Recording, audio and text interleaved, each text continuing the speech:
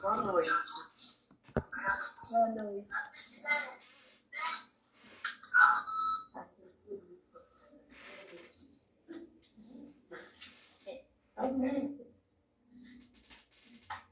Gente, tá dando um pouquinho de eco. Eu vou fazer o seguinte, eu vou mutar todo mundo e quem quiser vai tirando e dando boa noite e falando. É porque tá dando eco, eu não tô conseguindo ver quem tá falando com a gente ou não. Tá? Mas fiquem até 7h30, pode tirar do mudo sem problema algum. Depois eu peço para não tirar. Tia Célia, você tá nada falando? Boa noite a todos. Sejam todos muito bem-vindos. Suzana, tá me ouvindo? Pode acionar seu som. Você entendeu o que eu te mandei no WhatsApp? A frase que você deveria escrever para localizar aquela prece no Google? Ah, sim. Eu confesso a você que eu não procurei, mas eu achei que era isso. Tá. Vou procurar. Se você não achar, aí depois eu pego e mando direito. Tá bom, Mas tá bom. por ali você acha, tá bom? Muito obrigada, Célia. De nada, querida. Boa noite aí, o pessoal do Instagram. Vamos chegando. Estamos por alguns minutos apenas.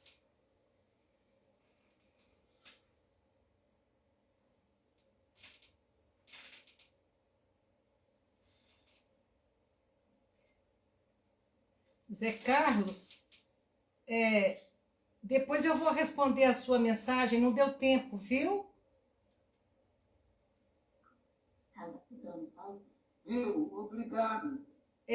Amanhã a gente vai conversar, tá bom? Tá bom. Obrigado. Disponha.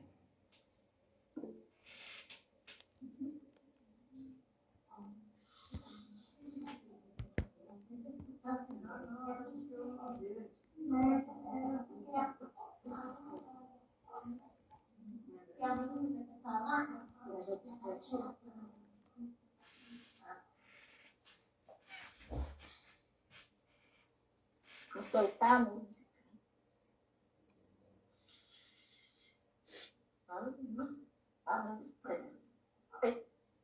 José, agora eu vou colocar no mudo que eu vou soltar a música, tá? Só para não dar eco.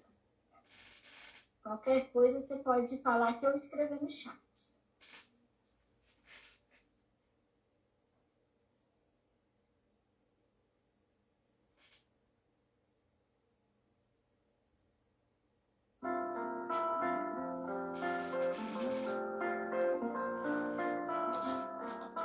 Vem que eu te farei um pescador de...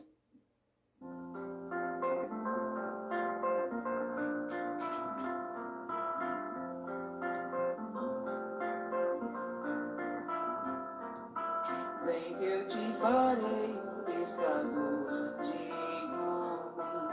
Se perseverares serás cefas, pedra, e onde a agonia do vazio medra, frutificarás a mitigar a fome. Quero ir contigo, mas receio as águas. Temo afundar enquanto vais andando. Se no porto já pressentes tuas chagas, eu te agoijo mão ao chão em sono. Como não bastasse, eis-me a ferir. Um soldado que te traz voz de prisão. Sou pequena ovelha, atemorizada, valindo negação. Volvo a vida e tomo pela tua mão. Creio te levarei onde não queiras ir. Pedro, tu me amas. Pedro, tu me amas. Pedro, tu me amas. E tu que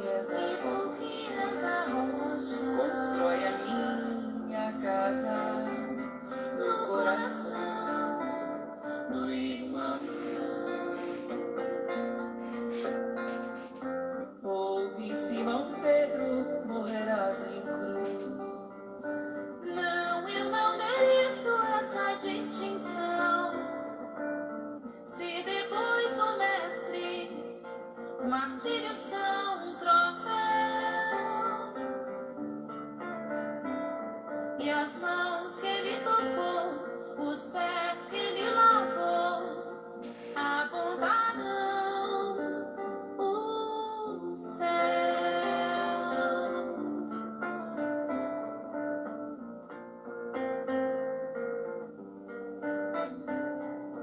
Volvo a vida e tomo pela tua mão.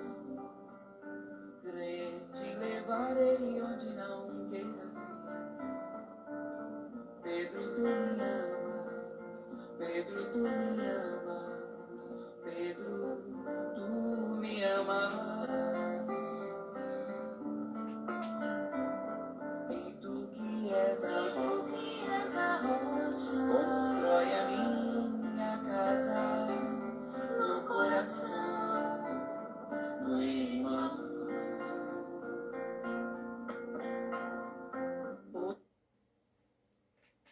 Senhor Jesus, queremos sim que o teu evangelho construa a compaixão e a piedade em nossos corações. Hoje, quando tantos estão perdendo tudo que têm para a enxurrada, quando a chuva chega construindo um solo mais fértil, mas destruindo as casas de muitas pessoas. Hoje, quando algumas pessoas perdem a vida por conta dessas intempéries, nós queremos, Senhor, que o nosso coração se enterneça diante dessas dores e que essa ternura seja uma mola propulsora que nos levará em direção ao infortúnio, em direção aos que sofrem. Há muito o que fazer, Senhor. E a nossa gratidão pela solidez dos nossos lares, pela tranquilidade das nossas casas. A nossa gratidão, Senhor, e fortaleça a todos aqueles que hoje sofrem tanto por isso. Fica conosco, Senhor, nas nossas reflexões de hoje. Abençoe os nossos lares, os nossos familiares e os nossos amigos. Que assim seja.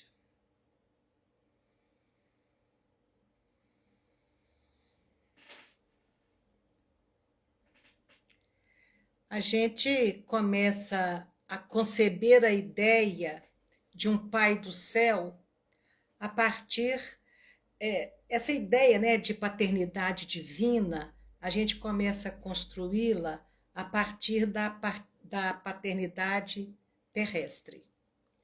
Nós aprendemos a amar o Pai que está no céu a partir do amor que sentimos pelo Pai da terra.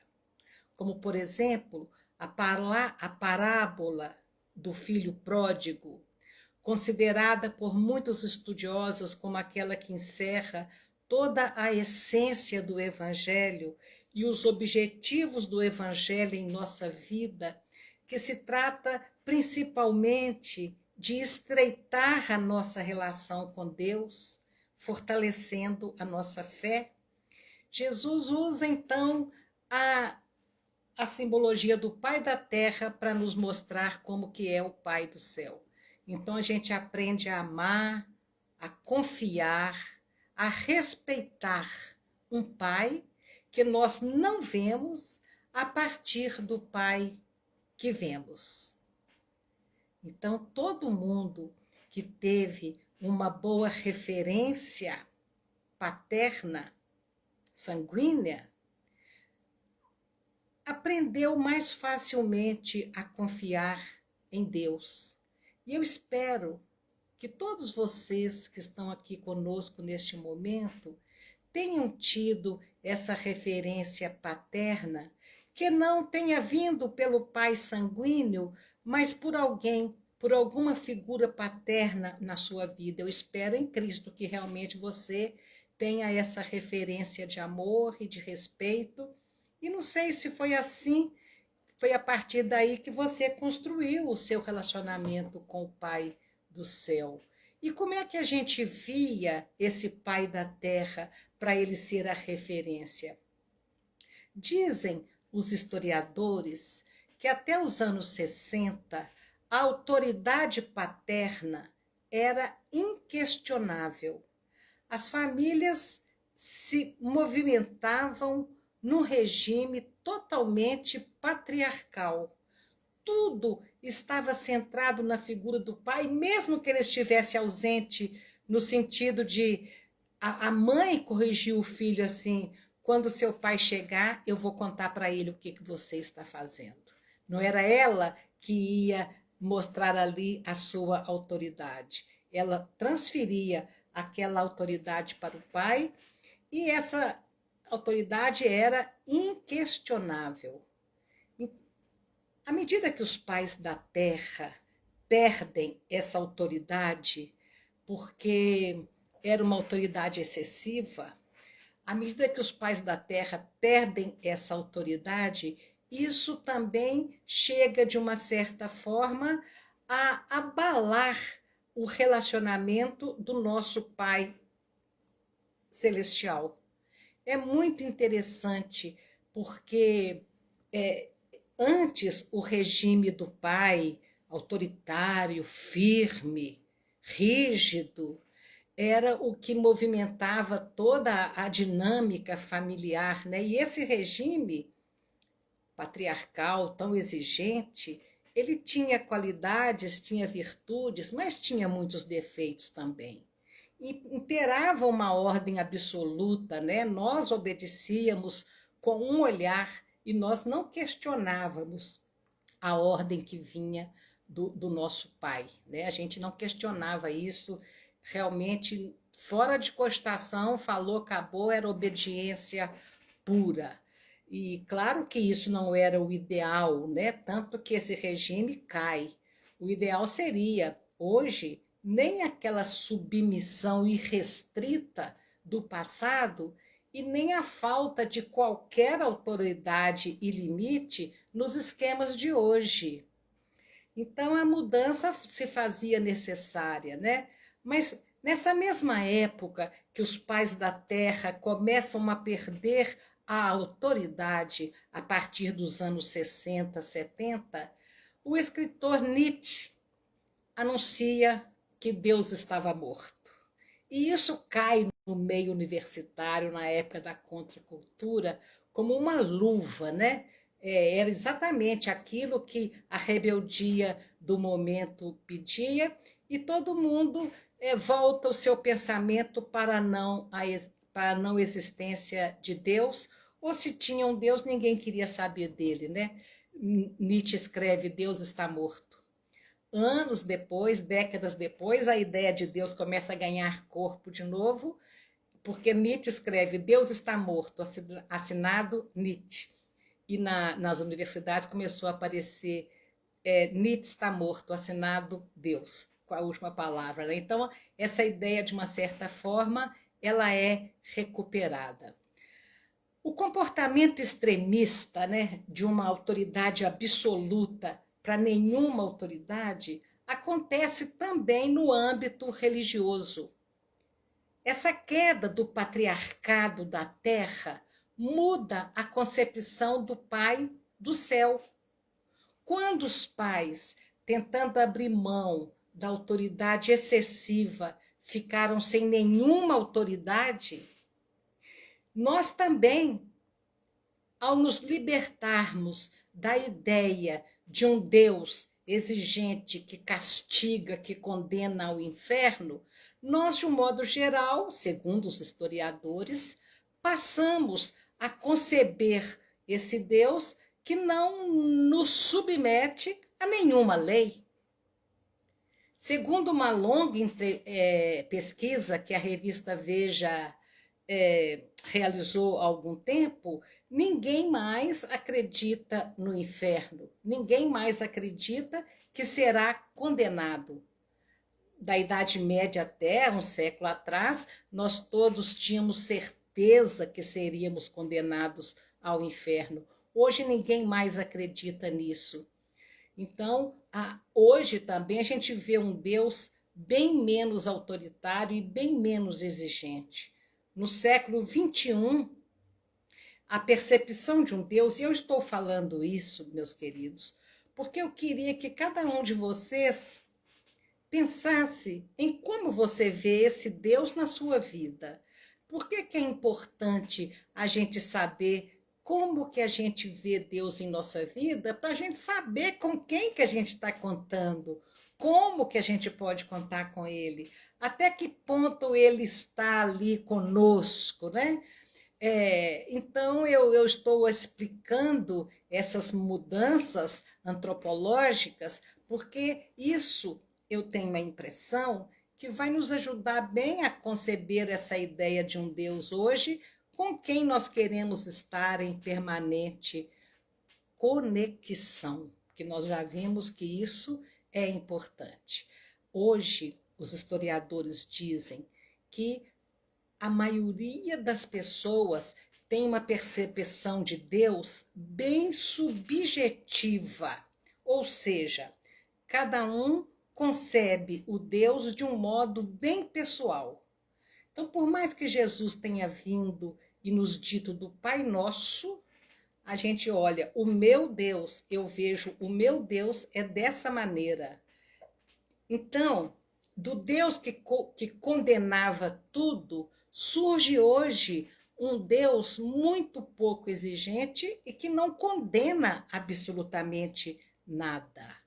Eu me lembro no catecismo do grupo escolar, na minha infância, segunda metade do século passado, né? A partir dos anos 60, a minha infância ali, as freiras iam na sala de aula nos atemorizar com o inferno, né? E mostrando, quando você queima um dedinho, você já viu o tanto que dói? Pois é, no inferno o fogo te queima o corpo inteiro, é um fogo que não acaba nunca. E a gente ficava ali morrendo de medo daquele inferno e acreditava que ele existia. E nós todos achávamos que lá sim que a gente ia cair. Hoje, o nosso extremo é que nós todos nos julgamos dignos do paraíso. E nós, espíritas, nos achamos dignos de herdar a terra renovada ou ir para uma bela colônia do mundo espiritual. E nós não vamos, de maneira nenhuma, imaginar que seremos expurgados em cada expurgo planetário que acontece de vez em vez. Então, de um modo geral, a espiritualidade atual, as pessoas veem o inferno que fechou as portas por falta de serventia, né? E o chefe fugiu de lá mesmo temendo a concorrência humana. Mas essa é uma característica contemporânea. A fé, ela se customizou. Então, que eu sou, que Deus me ama. Ok, isso é fato. É fato, Deus me entende, Deus me ama e Deus me aceita como eu sou. Mas isso não me isenta de realizar em mim o crescimento espiritual, a evolução espiritual, que é uma lei de Deus universal e eterna, diz a doutrina espírita. E é isso que faz a nossa doutrina maravilhosa, nessa doutrina que nós temos a felicidade de professar, a responsabilidade de divulgar e o enorme desafio de praticá-la. Então, o Deus de hoje é esse Deus que nós já sabemos que não é aquele que condena, que vinga e etc., mas é um Deus que educa. Então, nós precisamos de repensar o que é que nós temos pedido a esse Deus, o que é que nós temos pedido às forças do universo.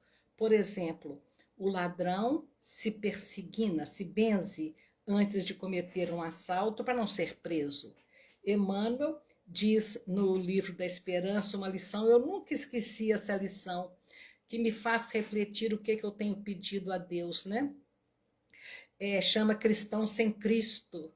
E Emmanuel fala que por numerosas reencarnações, vindo aí ao longo dos séculos, nós temos sido esse cristão sem Cristo.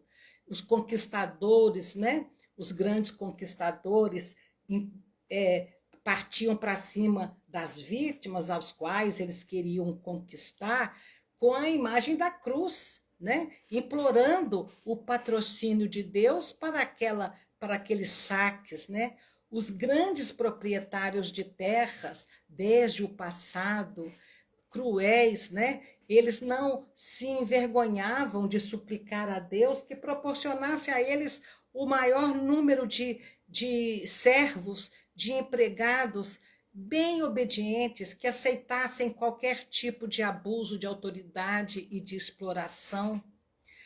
Até dos piratas que dobravam insensatamente os joelhos para agradecer a presa fácil do navio que foi colocado ali ao lado do seu. Então, dessa época até os empresários de hoje, por exemplo, da indústria têxtil, que escraviza a mão de obra, explora a mão de obra e reza para não ser pego pela Receita Federal, né?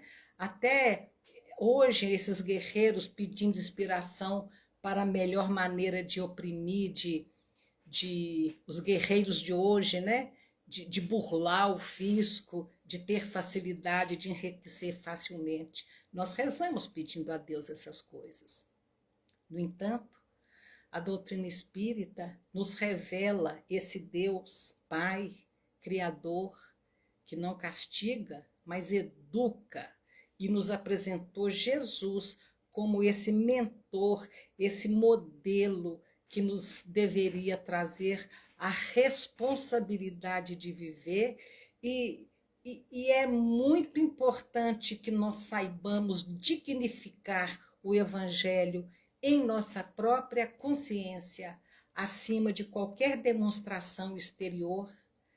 É urgente, urgentíssimo que passemos a refletir esse Evangelho a partir de nós mesmos. É muito importante nesse momento de tanta calamidade.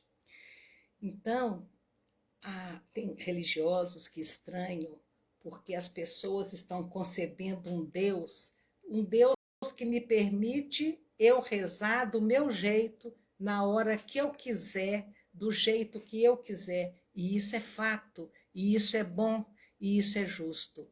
As religiões estabelecidas, elas perdem essa autoridade porque nós estamos descobrindo que não precisamos de intermediários entre nós e Deus. Nós não precisamos. Vocês não precisam de um insignificante intermediário como eu, por exemplo. Vocês não precisam. Nós não precisamos de ninguém para entender o Evangelho e para nos conectarmos diretos com o nosso Pai. Então, o que tem acontecido atualmente é a gente começando a conceber uma ideia de um Deus infantilizado.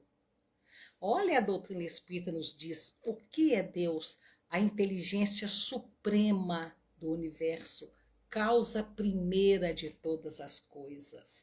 E a gente se debruça nas explicações de Kardec do que isso significa. E hoje, muitas pessoas já começam a conceber um Deus referindo a ele como Papai do Céu. Adultos, palestrantes adultos, padres, pastores, falando do Papai do Céu.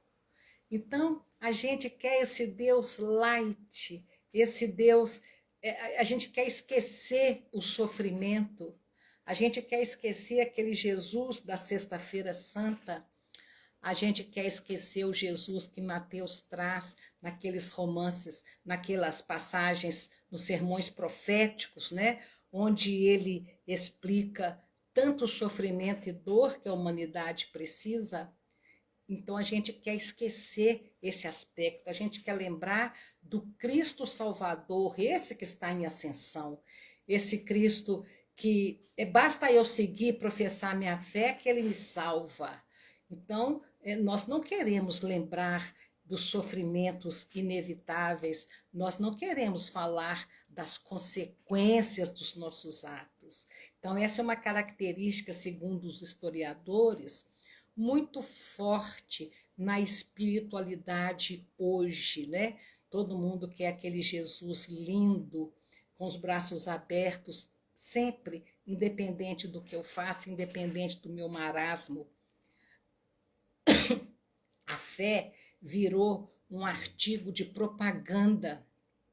Então, nós somos levados a manifestar publicamente a nossa fé, seja na camiseta, no adesivo do carro, na parede da empresa, uns dizeres lá.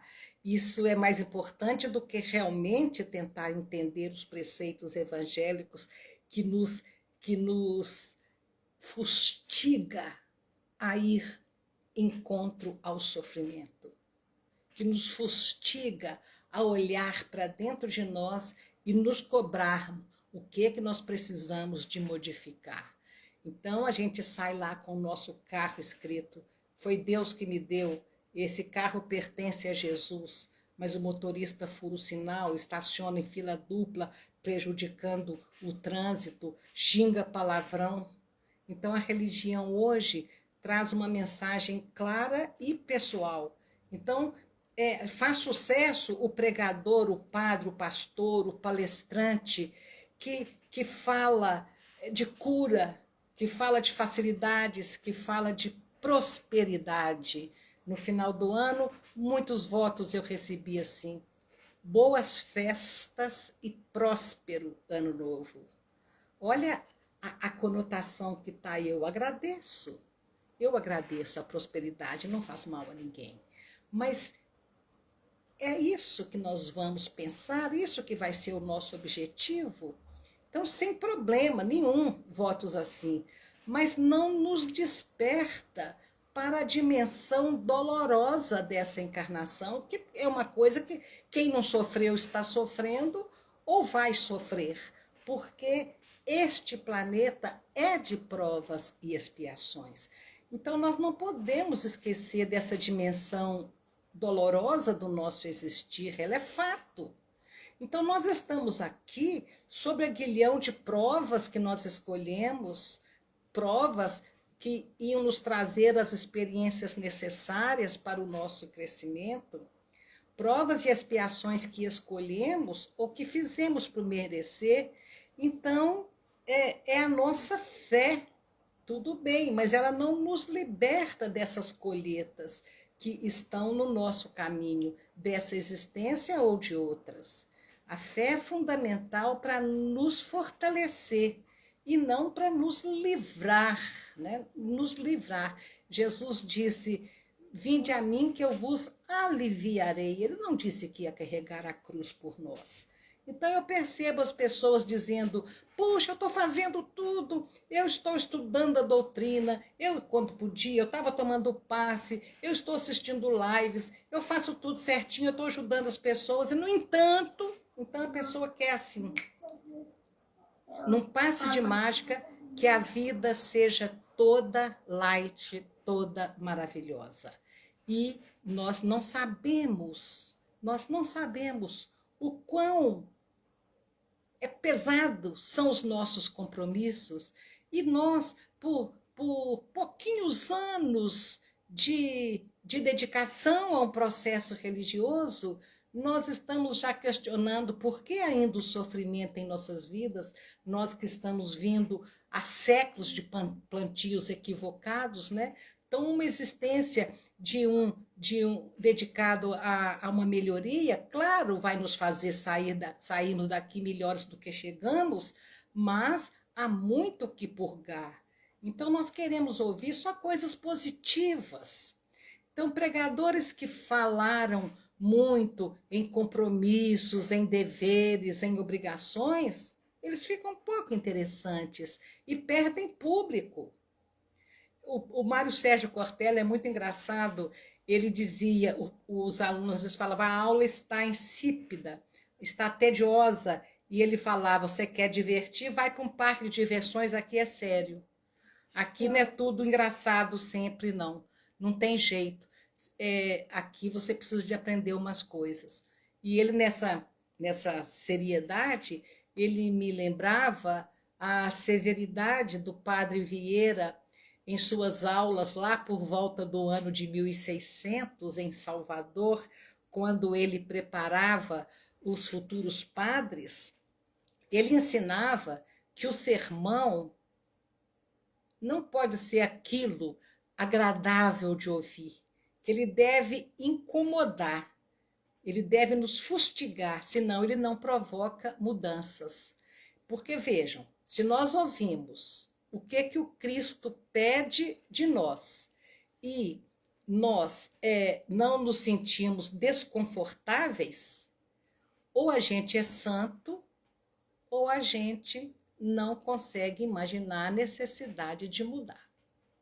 Se o discurso religioso não nos incomodar, não fustigar o nosso orgulho e o nosso egoísmo, a gente não está perdendo tempo.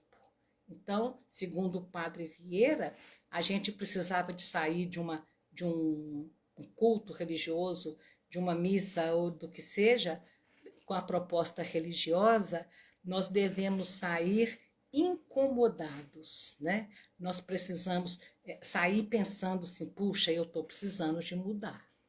Então, é isso que o discurso sério, né, que vai nos lembrar a parte que estamos protegidos, amparados por Deus, mas vai também mostrar a nossa necessidade de melhorarmos, né? Nós precisamos de ouvir sobre os nossos deveres, né? Sobre os nossos resgates, sobre os nossos compromissos. E é possível falar disso com esperança e otimismo, porque a lei do progresso nos autoriza a termos esperança e otimismo, mesmo falando desse lado sério da proposta religiosa.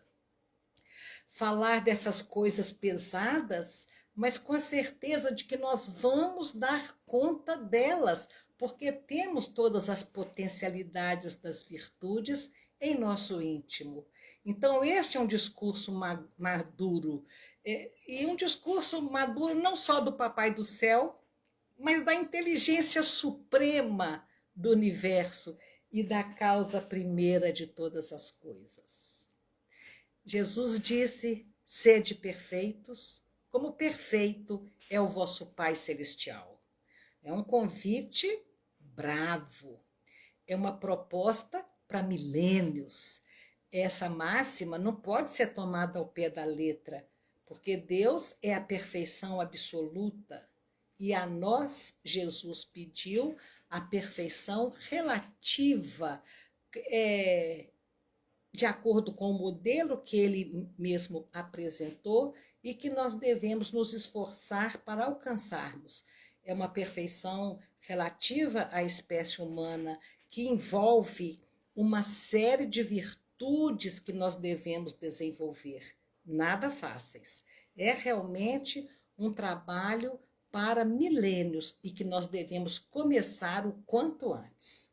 Então, pregadores, escritores, buscando agradar o maior número de ouvintes ou de leitores ou de seguidores dos seus canais, eles abaixaram o grau de exigência do sede perfeitos para que, seja apenas o que você conseguir ser. Ok, tudo certo. Nós vamos ser, mesmo porque não tem outro jeito, nós vamos ser apenas o que nós conseguimos ser, mas com vistas nas imensas possibilidades da nossa alma, com vista na imensidade de sementes que nós trouxemos, e não desenvolvê-las é um mal que a gente vai praticar contra nós mesmos.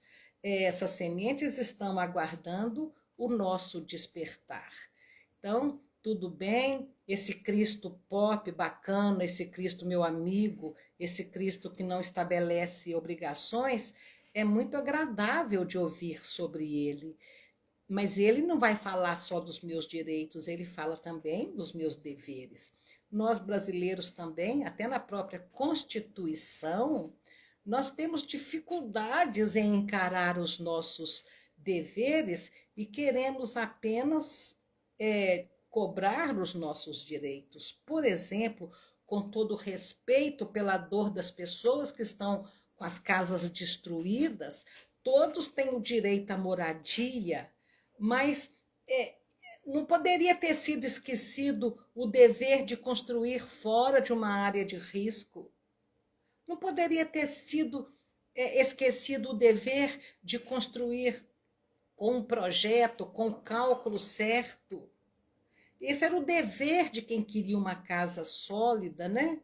Então, nós estamos dizendo que Jesus é o nosso amigo, sim, nos abraça, nos protege, mas nós temos que olhar o discurso que Jesus traz. Ele traz esse acolhimento, mas ele traz também as obrigações que englobam a nossa parte. Então, muitos querem vender a imagem desse Jesus simpático, que não exige nada, que abre os braços, que estende as mãos. Tudo isso é real. Ser cristão significa, sim, isso tudo. Mas há o Jesus que sofreu na cruz para nos ensinar, o Jesus que foi crucificado, e há uma doutrina nos ensinando que nós trouxemos uma cruz que precisa ser carregada. Eu me lembro de uma moça, duas moças assim conversando perto de mim há pouco tempo, e uma dizia para a outra: "Ué, mas você não é evangélica? Você está aí tomando chopp e fumando?" Ela falou: "Eu sou da linha light. Tem pastor agora que aceita assim." Então, tudo bem, vamos aceitar as pessoas como são, mas a igreja evangélica fez um trabalho tão maravilhoso e faz, retirando as pessoas do alcoolismo e de outros vícios, que é uma pena surgir agora o light que permite isso tudo, né? Não estou criticando, estou apenas comentando o que vi. Na literatura espírita também, nós vimos surgir aqueles romances concebidos dentro de uma ideia de não nos incomodar na nossa zona de conforto, onde a gente quer beleza, quer status, quer ter coisas, né? Onde a gente não quer nada que fustigue o nosso ego. Então, aqueles romances escritos para ser uma novela das 8, a heroína está ali cheia de beleza, de status, de poder, vivendo uma história de amor, igualzinho se fosse uma novela. Então, esses romances, Água com Açúcar, irreais, eles prestaram e prestam uma enorme contribuição na divulgação do espiritismo, mas não são fiéis à realidade da lei, principalmente à realidade do além-túmulo, que faz tudo parecer tão fácil, né? Nos dando uma ideia tão falsa das nossas responsabilidades diante da lei de justiça, que Deus é misericórdia, mas Ele é justiça. Então, de repente, em plena campanha que a Federação Espírita Brasileira soltava para o Brasil todo sobre pena de morte, eutanásia, aborto, o direito à vida, etc., a gente se depara com um romance nos contando que somos todos inocentes. Então, com valores dúbios, com valores equivocados, com o hedonismo em alta, com as ganâncias, a ausência de valores morais mais sérios, né? E eles venderam, porque eu quero escutar que eu sou inocente, e não que eu trago um passado de equívocos a ser trabalhado, né? A ser trabalhado.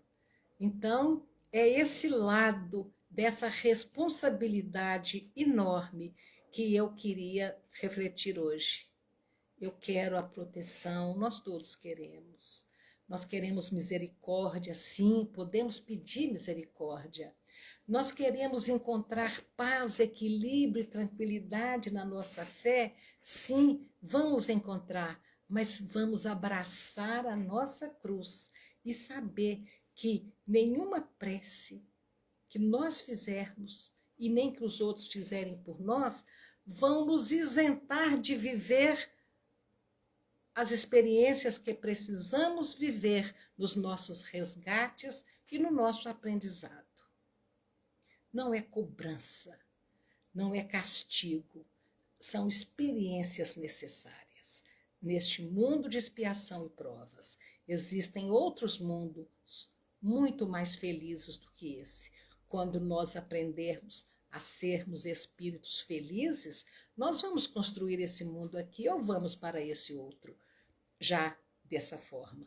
Por enquanto, vamos abraçar a nossa cruz com coragem, com alegria, tipo, graças a Deus, já estou colhendo. Tem gente que está plantando errado ainda. Graças a Deus, não planto mais errado conscientemente. Se eu estou sofrendo, eu estou com alguma colheita onde eu vou expurgar da minha alma qualquer nódoa que possa haver, onde eu vou encontrar a leveza da minha veste nupcial que eu vou me apresentar no plano espiritual daqui a algumas décadas. É isso, é essa proposta do Papai do Céu que nós vamos encarar como inteligência suprema a nos amparar, a nos intuir, a nos fortalecer. Que Jesus nos abençoe hoje sempre. Vamos ver se a Marta está aí para fazer a prece para nós.